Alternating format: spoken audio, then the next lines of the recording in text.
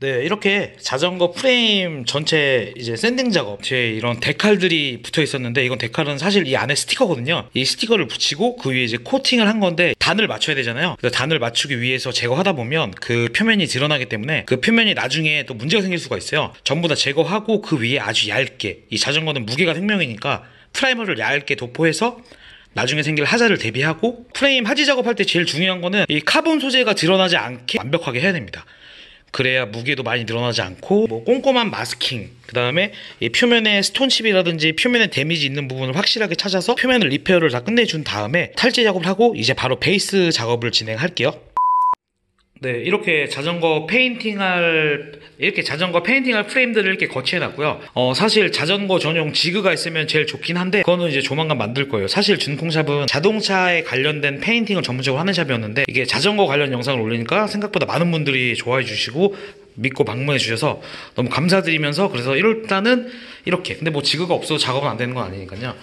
그리고 이런 핸들 포스트 있던 부분들은 이 소재가, 이 표면의 소재가 거의 메탈 도금처럼 아주 강한 도막으로 이루어져 있기 때문에 일반 자동차용 그냥 페인팅을 사용하면 조그마한 충격에도 이 표면이 떨어져 나가요. 그렇기 때문에 이제 에폭시 계열의 프라이머를 꼭 사용해 주셔야, 자전거 같은 경우에는 이 무게가 증가되지 않으면서도 표면이 강한 도료를 특별하게 사용하는 경우가 많잖아요. 왜냐면 이제 무게를 줄이기 위해서, 하지만 색감을 연출하기 위해서는 도료가 필요하기 때문에 표면이 강한 도료를 사용하는데, 고객님께서 이 디스트릭트 9에 이 SP3라는 컬러를 작업을 의뢰해 주셨거든요.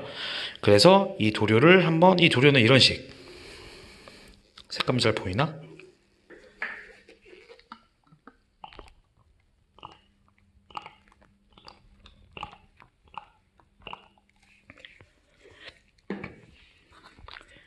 이렇게 도료가 있죠. 하지만 카멜레온 컬러의 이펙트를 내기 위해선 이 바탕이 블랙이어야 가장 이 카멜레온의 색감을 극대화시킬 수 있기 때문에 이 바탕은 블랙으로 칠하고 오겠습니다. 이 블랙으로 뿌리기 위해선 이 블랙 베이스가 필요한데요. 일반 자동차용 도료는 어느 정도 은폐력을 완벽하게 시키려면 도막이 어느 정도 올라가야 되는데, 이 디스트릭트 9의 도료는 아주 적은 도료로 완벽한 은폐를 시킬 수가 있어요. 그래서 이 도료를 사용할 건데, 그리고 저는 모든 도료를 사용할 때 이렇게 거름망을 사용합니다. 뭐 물론 마찬가지로 모든 페인터 분들도 이런 거름망을 사용하시겠지만, 이 거름망을 사용하는 이유는 뭐냐면, 이런 거름망을 사용하지 않았을 때 이 페인트가 응고된 더스트의 알갱이들이 이 속에서 스프레이 했을 때 이 표면에 붙으면 표면에 더스트가 생기잖아요. 그럼 그 더스트를 또 샌딩해서 없애다 보면은 점점 도료를 또 뿌려야 되고 또 뿌려야 되고, 그렇기 때문에 거름망을 사용하고요. 이 도료를 통해서 이 자전거의 프레임을 블랙으로 일단 바꿔 놓을게요. 여러분, 왜 갑자기 헬멧이냐고요? 손님이 오셨는데 얼마 전에 헬멧을 떨어뜨렸대요. 이 클리어 코트에 상처가 났어요. 근데 이 부분을 살릴 수 있을지 없을지 먼저 이해하고 나서 다시 자전거 바로 작업 돌아오겠습니다. 대박이지. 이건 진짜.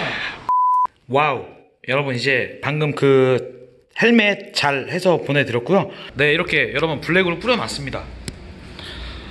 지금 이렇게 블랙으로 뿌렸는데, 이 카멜레온 이 작업을 하기 위해서 블랙으로 뿌리는 이유는 뭐가 있냐면, 이 카멜레온 도료를 극대화시켜주는 A일 뿐이에요. 그렇기 때문에 쓸데없는 도막이 되게 두껍게 올라가면 무게도 늘어나고, 도막이 늘어나면 늘어날수록 별로 사실 도장면에 좋지 않습니다. 그래서 은폐력이 아주 강한 이제 블랙 디스트릭트 9 도료를 사용해서 아주 얇게 뿌려놨고요. 이 위에 다시 카멜레온을 한번 뿌려보겠습니다. 쫙! 와우. 네. 정말 이 도료 정말 많이 뿌렸습니다. 진짜 이 도료를 정말 많이 뿌렸어요. 원래 사용되는 도료의 반만 뿌려도 이 정도 이펙트는 나올 수 있는데, 그래도 최대한 이펙트 효과가 좀 더 진하고, 네, 일단 이렇게 도료를 많이 뿌렸고,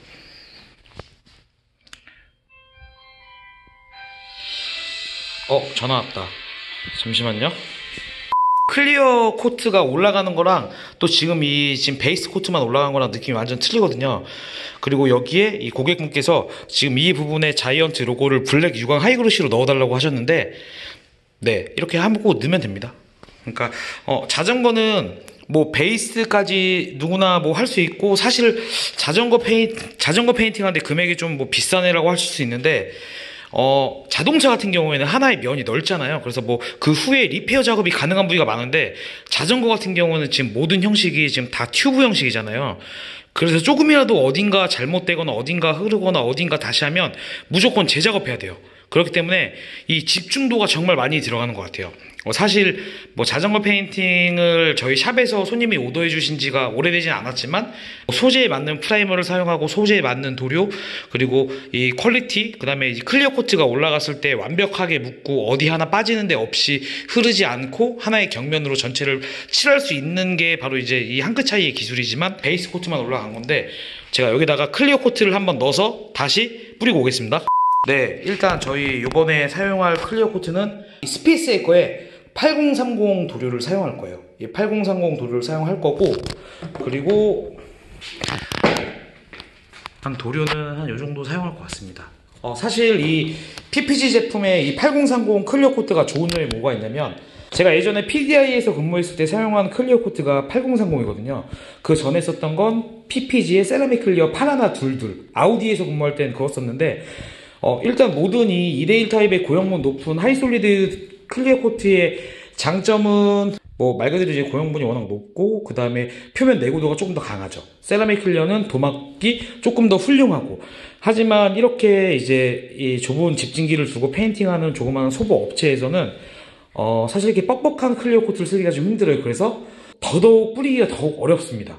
그리고 또 이런 자전거 같은 경우에는 이런 모든 튜브 형식이나 이런 부분들을 완벽하게 오렌지 필이 없이 경면으로 뿌려야 고객분들도 다 만족하시고요.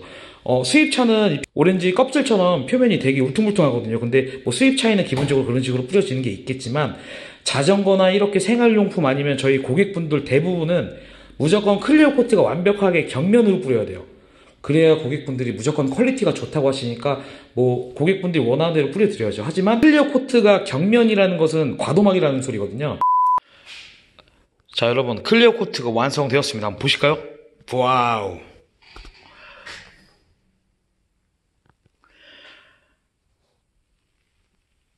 번쩍번쩍하죠? 아까 그냥 베이스 코트 뿌렸을 때랑은 느낌이 완전 틀리죠? 좀 더 가까이서 볼까요?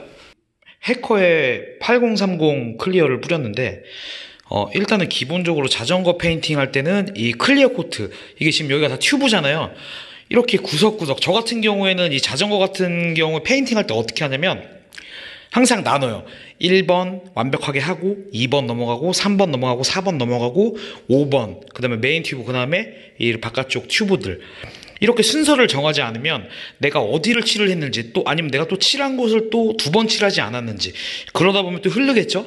근데 어디는 흐르는데 또 어딘 칠이 안 되어 있고 이러면서 막 칠이 막 눈물이 막 흐르고 이게 일단 이 자전거 프레임 같은 경우에는 튜브 형식이기 때문에 저 같은 경우에는 이 하기 전에 먼저 이렇게 섹션을 나눠 뿌려요. 뭐 이쪽 뒤에 리어 바깥 라인 왼쪽 오른쪽 라인 먼저 완벽하게 뿌렸으면 그 다음에 반대쪽 라인 완벽하게 뿌리고 그 다음에 중간 센터 튜브 뿌리고 그 다음에 뭐 이렇게 메인 튜브 뿌리고 뭐 이런 식으로 이렇게 하나하나 완벽하게 뿌리고 정확하게 프레쉬로 클리어 코트가 올라가는지 안 올라가는지 확인하고 그렇게 다음으로 넘어가거든요.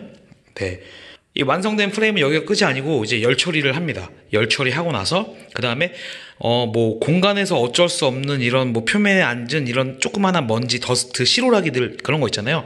그런 거 모두 하나씩 샌딩한 다음에 이제 폴리싱, 광택 작업을 거친 다음에 유리막 커팅한 다음에 요 앞쪽 튜브에 자이언트의 그 로고 데카를 자동차 랩핑 필름으로 플로팅해서 여기다가 딱 발라주고 여기다가 싹 발라주고 그리고 나서 고객한테 출고하면 저는 끝이거든요.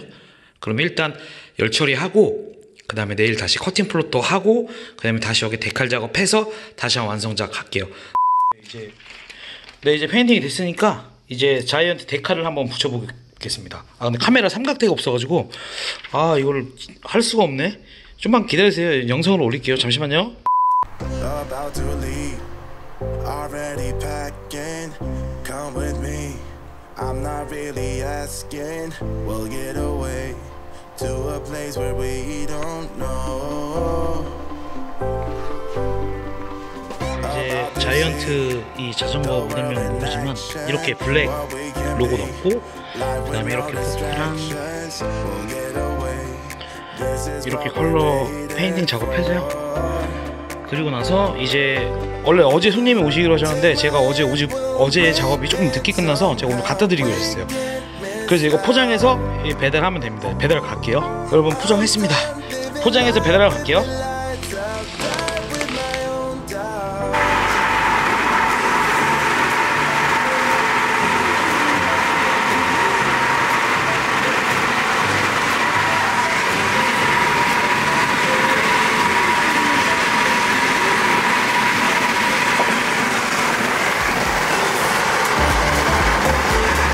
다 왔습니다.